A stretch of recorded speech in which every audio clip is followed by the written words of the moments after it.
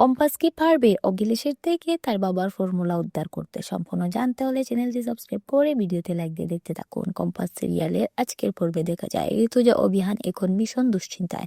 কম্পাসকে তারা খুঁজে পাচ্ছে না। ঋতুজা সিদ্ধান্ত নেয় যদি তারা নিজেরা কম্পাসকে ট্র্যাক করতে না পারে তবে সরাসরি অখিলেশকে জিজ্ঞেস করবে কম্পাস কোথায় আছে।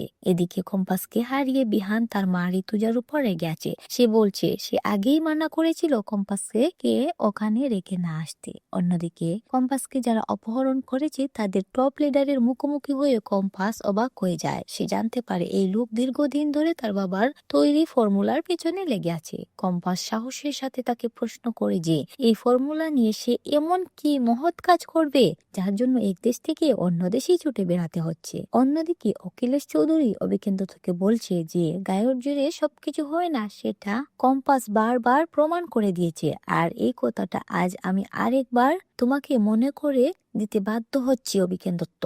সবশেষে কম্পাস সেই টপ লিডারকে হুঁশিয়ারি দিয়ে বলে তারা তাকে শেষ করে দিলেও এখান থেকে পালাতে পারবে না, কারণ পুলিশ তাদের ঘিরে ফেলেছে।